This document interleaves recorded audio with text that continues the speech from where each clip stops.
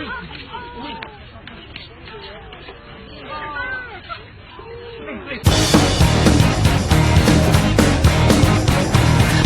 baby, what do you mean? What I'm thinking is obscene. What is going on, guys? Maka here, and I'm back with another tutorial for all of you viewers at home. Merry Christmas Eve, because I believe it's only just gone 1:09 for the UK's time zone, or wherever you guys are, but yeah, it's officially Christmas Eve. So I'm going to be bringing you this tutorial. You might be seeing it on Christmas. If you are, having a Merry Christmas, or New Year, or whatever. Happy holidays all round. But I'm going to be getting started with this, because no time to waste. So first of all, you're going to want to get your cinematic. I'm just using a simple one where it goes. I use this for my L7 Nympho. I'm using this just a simple camera movement, just going backwards. So we're not going to have any issues here. I'm just gonna. You don't have to do this. I'm just pre-comping it so that the camera tracker doesn't have any problems. So if you need to do that or whatever, if you're having camera problems, be sure to add me on Skype. I'll help with any problems you're having. So you want to right-click the layer, or you can also go to layer up here, and you want to go to camera. No, you don't. I'm just kidding. You want to. I don't know where to do it. Just track camera.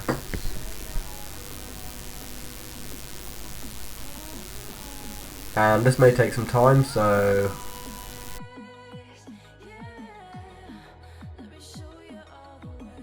okay guys, and we're back. I've just skipped this part, so we're going to have all of these points here, and you just choose a point wherever you want your motion track to be, so I'm going to have mine about here, but wherever it is, that'll be the center of this ring, that'll be where it starts, that'll be the origin of it.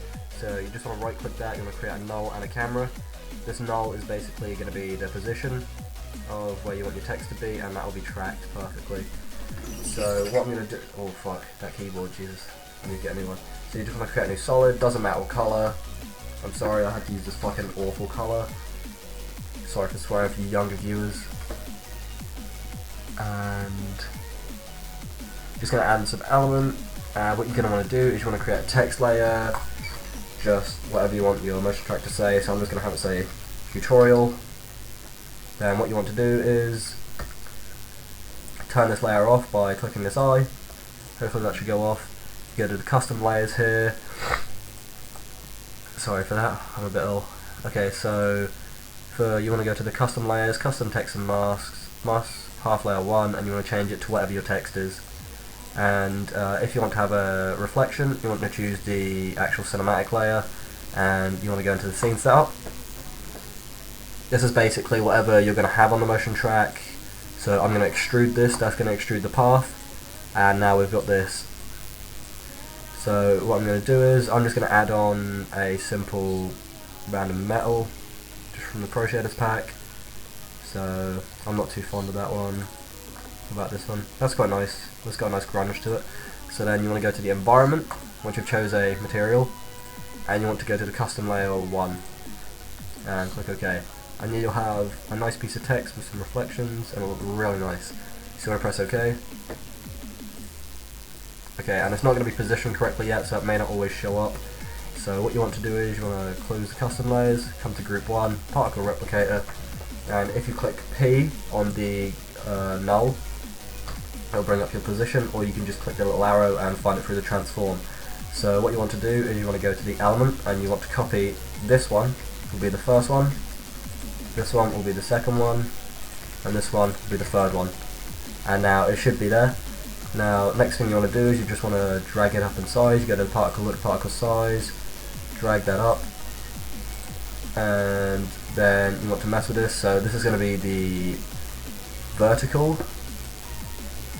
and this is the horizontal position. So there you go.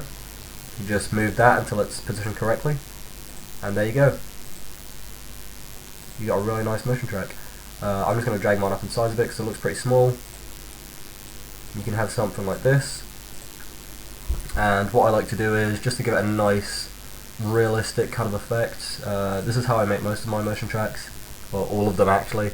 You want to turn on ambient occlusion, and some people prefer to use the SSAO, So if you're going to do that, you want to drag up the intensity quite a bit, and it gives off this, and it looks kind of nice. But personally, I prefer to use the ray traced. You don't even have to change most of the settings; they always look really nice. But you can always change up the intensity if it looks too intense or whatever. You can change the spread. You can change all of this. This is like if you want to get in-depth settings. But yeah, I think that looks really nice. So that's just a simple tutorial. I'm going to do a little advanced piece here. Okay, so now we've got this nice piece of text. I'm going to put this so it's in the floor.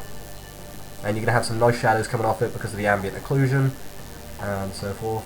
So we're going to go back into the scene setup. And you want to go, if you had the V1, it'd be under V1 models, primitives. It can literally be anything. I think there's even in the starter pack you can use the floor fracture, and everyone's going to have that, but you just need something with a flat surface basically. So I'm going to use a plane. So we just got basically this flat surface, just so we got something to like put the shadow onto. So we're just going to put that to group 2, and click OK. And now what you want to do is, fuck off with the Snapchat. I apologise for this. I've currently got Hydra and Mist sending me some rather festive nudes, but not to worry. We want to go back into the group 2 particle replicator, and we want to go to the track null, and we want to copy that position again, and this is going to be for the floor. So once you've got this, okay, you can see that's perfectly on the floor, and you don't want to move this because it's tracked perfectly to the floor. So now what you want to do is you want to drag group 1, you just want to drag this down until it's in the floor, like so. And you can just drag it so it looks like it's just touching the floor, because you don't want it to be actually in the floor unless you do want that. And if you want to jazz it up a bit, you can go to the particle rotation, multi-object, go into that, and you can just do a rotation random, and that'll make all the pieces of text a little bit more jumbled, and they look kind of cool looking on the floor. But we're not going to worry about that today. Okay, 1 minute, I've just got to turn my phone off because they get a bit too intense. There we go. Okay, so once you've got this, you go into the scene setup, and you add on. Okay, so you go to you can go to the physical. If you go to the physical, there should be a material called matte shadow. This will basically mean that the layer is invisible and it will still show the shadows. So as you go like that, you can see it's still got the shadows and everything, and it looks quite nice. And this works with near enough any flat object, so I'll just show you it can work with the starter pack if you do not actually have that V1 models. So you just change that to group 2, and you'll still have this. You just want to move that down a little, because obviously the center of this is actually quite different, the anchor point. Okay, so you want it so it's just at the bottom.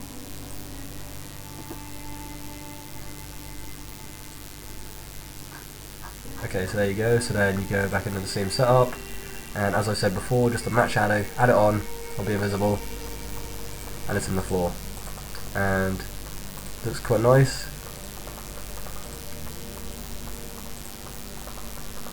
And if you like, you can always add in a little bit of lighting, give it a nice effect. So if I go back into the render settings, the lighting, there's additional lighting. Oh, we'll just add lighting. You can go through all these, and there's some actually really nice ones that can come out of it. I don't think any. There we go. As you can see now, they're actually starting to change it. Dramatic. Oh, that's quite a nice one. Cinema.